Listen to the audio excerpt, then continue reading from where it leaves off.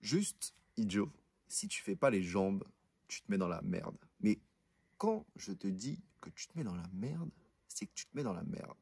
Faire les jambes, c'est bien au-delà de faire ton biceps, ton dos, tes abdos, ton cou.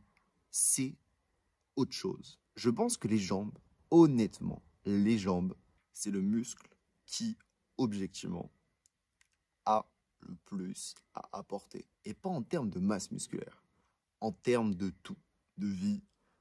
Juste, laisse-moi t'expliquer. Déjà, j'ai juste envie de te poser une question. Est-ce que tu veux vraiment vivre ta vie avec les jambes dans l'enfant de 6 ans? Est-ce que tu veux, quand t'es là, t'es que ta meuf, tu vas dans la chambre, ça avance, tu vois, il faut se déshabiller. T'es là, t'enlèves ton t-shirt, t'es bien, etc. Tu commences à faire des allers-retours, etc. Et là, t'as chaud. Là, tu dois enlever ton bas. Et quand t'enlèves ton bas, tu te rends compte que t'as des jambes de putain de coq. T'inquiète pas, toi qui l'es excité à 2 secondes, tu vas redescendre dans son estime très rapidement, Billy. Non, je te le dis. Non, mais je te le dis. Être confiant au lit, c'est ce qui va te permettre d'être performant. Un mec pas confiant, juste même, imagine un mec, il ken, il pense à ses jambes de merde. Il perd 95% de son niveau. Parce que il sera pas avec elle. Donc la meuf, elle va ken un mec qui est dans ses pensées. Donc elle va se faire chier. Parce qu'elle sera même pas là. Parce que c'est un moment à deux. Et le mec est dans ses pensées en train de penser à ses jambes. Donc, pas fou du tout. Deuxièmement, il va stresser. Et comme il va stresser, il sera quoi? Il sera précoce. Donc, Billy, tu fais tes jambes. Moi, je te le dis. Tu fais tes putains de jambes. Ok? Bref, ça c'est le premier argument. L'argument est quand même solide, non mais je te le dis. Le deuxième argument, c'est que faire les jambes, en fait, dans tes jambes, tu as des capteurs de testostérone. Et ces capteurs de testostérone vont faire quoi? Vont faire que quand tu vas bosser tes jambes, tu vas faire de la testo, plus de testo. Et si tu fais plus de testo, ce qui veut dire, c'est que tout ton corps va prendre automatiquement plus de muscles. Faire tes jambes permet d'avoir des plus gros biceps indirectement. Et ça c'est à noter si tu optimises ta prise de muscle. Aussi, ça c'est une question qu'il faut, c'est même pas entre toi et moi, c'est entre toi et ton futur toi. Si tu bosses pas les jambes, tu mets dans la merde, pas toi, mais ton futur toi. Tu choisis de mettre un handicap extrêmement fort sur ton futur toi. Parce qu'il y a un monde, ton futur toi, il aura un corps de malade et des jambes de merde. Et s'il a un corps de malade et des jambes de merde, bah, il sera dans la merde parce qu'il aura un putain de retard à rattraper. Donc, il prendra même plus plaisir. Il se lèvera, il fera des séances jambes. Juste, il bossera les jambes. Limite, toute sa vie, il aura toujours un retard. Aussi, techniquement, je te le dis, mais un mec qui n'a pas de jambes et qui a un bon physique, les gens, ils vont dire qu'il a un physique de merde. C'est-à-dire que ce sera un sketch. Le mec, il est musclé, mais il n'est pas musclé. Donc, bosse tes jambes. Tu vois, quand tu vas à une séance jambes, tu libères des micro-traumas de ta vie, de ton enfance, t'as pas idée. T'es là, t'es sur ta barre au squat. T'es là, tu veux descendre juste. Parfois, j'aime bien me faire souffrir. Je suis là à la barre au squat. Je m'amuse à... Tu vois, je suis dans la descente. Je m'amuse un tout petit peu à remonter et je redescends, tu vois. Je m'amuse à me malaxer une souffrance juste parce que ça me fait plaisir. Tu vas voir que quand tu vas commencer à faire les jambes, tu vas vouloir te faire souffrir. Tu seras là, tu seras en mode, let's go, je vais faire les squats, et tu vas jouer avec ta souffrance. Parce que, à un moment dans ta vie, cette souffrance, en fait, j'explique, plus tu as de testo, plus la souffrance est agréable. Et à un moment, la musculation, elle va devenir un peu plus agréable. Pourquoi? Parce que ton corps aura augmenté sa testo naturellement, parce que tu auras soulevé de la fonte. Ajouter aussi, mais plus tu vas à la salle, et plus tu pousses de la fonte, plus ce sera facile. Pourquoi? Comme je viens de te l'expliquer, plus tu vas à la salle, plus ta testo augmente. Et plus ta testo augmente, plus les exercices de musculation deviennent agréables. C'est pour ça que les mecs qui tiennent des années et des années à la salle de sport, c'est pas parce que c'est des surhommes, parce qu'à l'époque, au début du début, on en a chié. Mais comme on a décidé de maintenir et à côté de ça, augmenter notre testostérone, on arrive à un stade où aller à la salle de sport, c'est comme se brosser les dents. En termes de difficulté, c'est autant chiant. Sauf que aller à la salle, t'es pas forcément obligé de le faire. Que de brosser les dents, t'es obligé de le faire. Donc, je te jure que si tu fais les jambes, au bout d'un moment, ça va devenir facile. Juste au début, tout le monde est passé par là, tu vas devoir en chier. Ok. Mais au bout d'un moment, tes 100 jambes, ça va être un orgasme.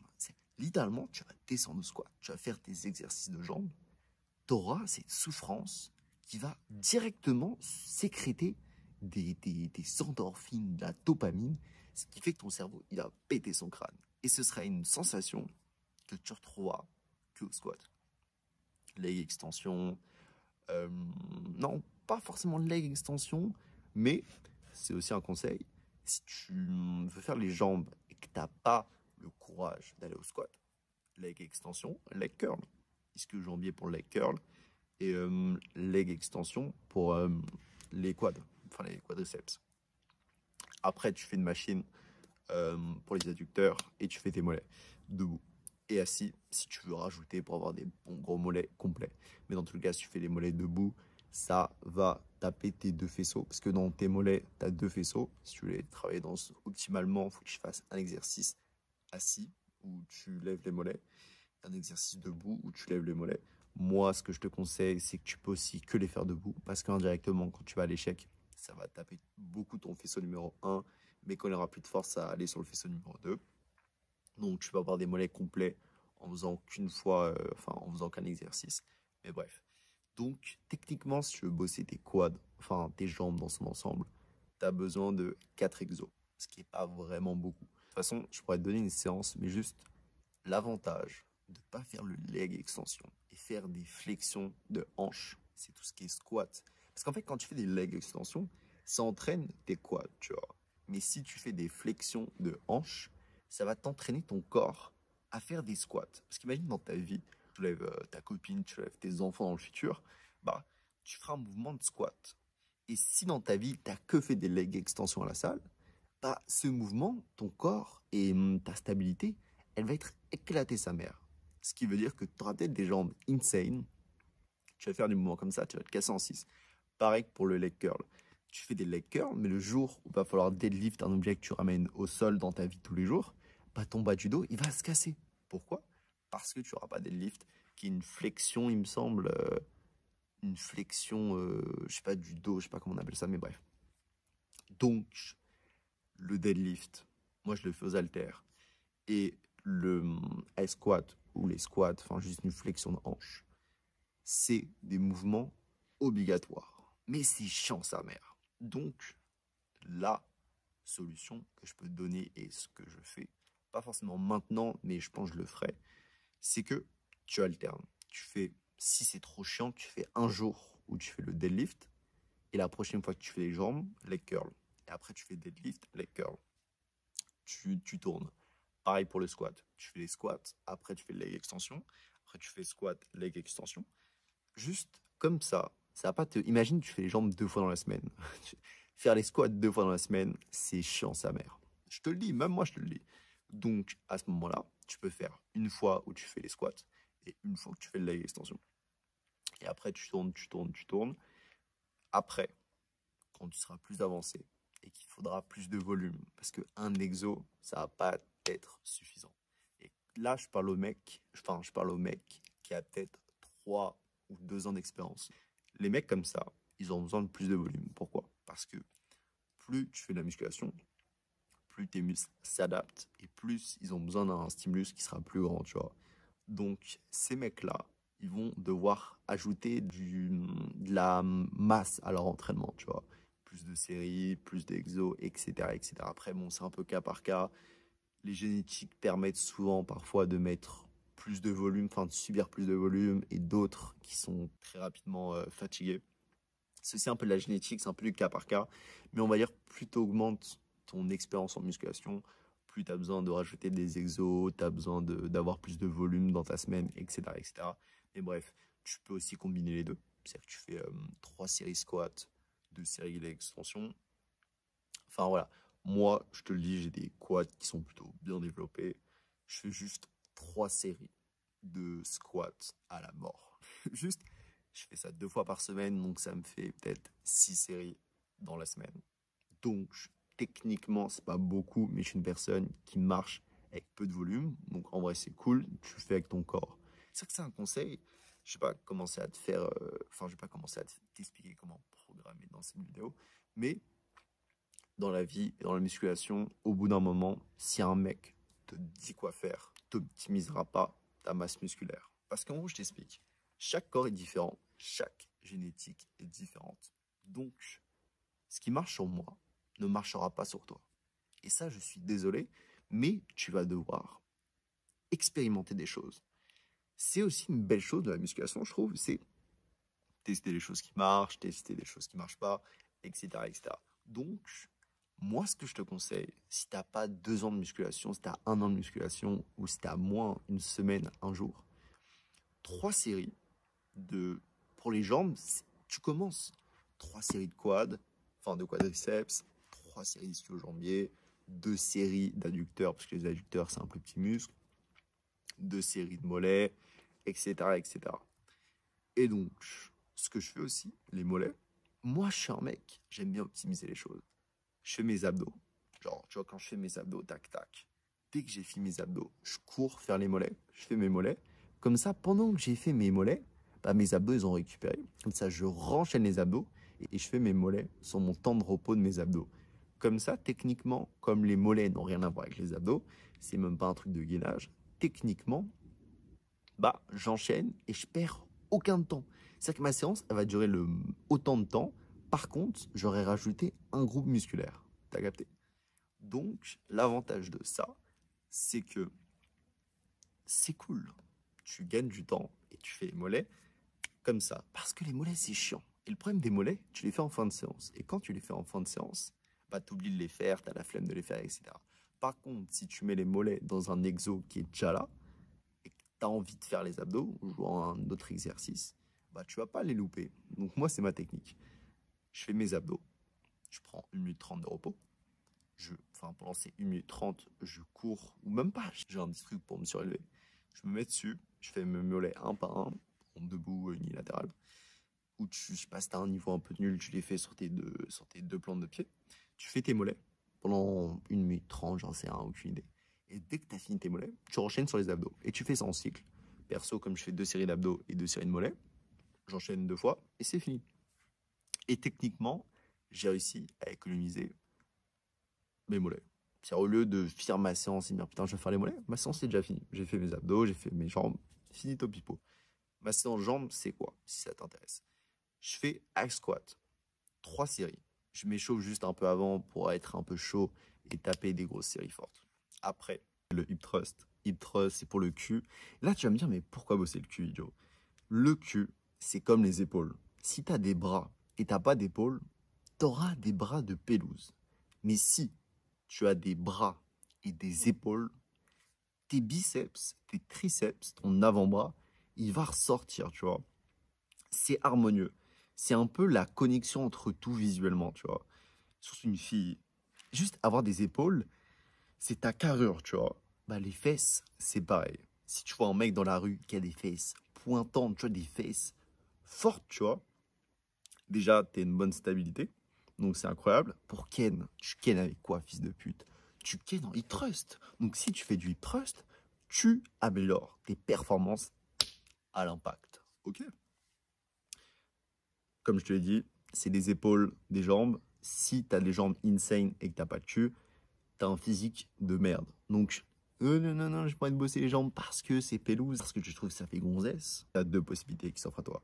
Soit tu décides de ne pas faire le hip thrust parce que ça fait gonzesse, ou soit tu fais pas le hip thrust et t'es une gonzesse. L'exemple pue sa mère, mais juste fais ton hip thrust et tu auras des résultats de malade sur tes jambes.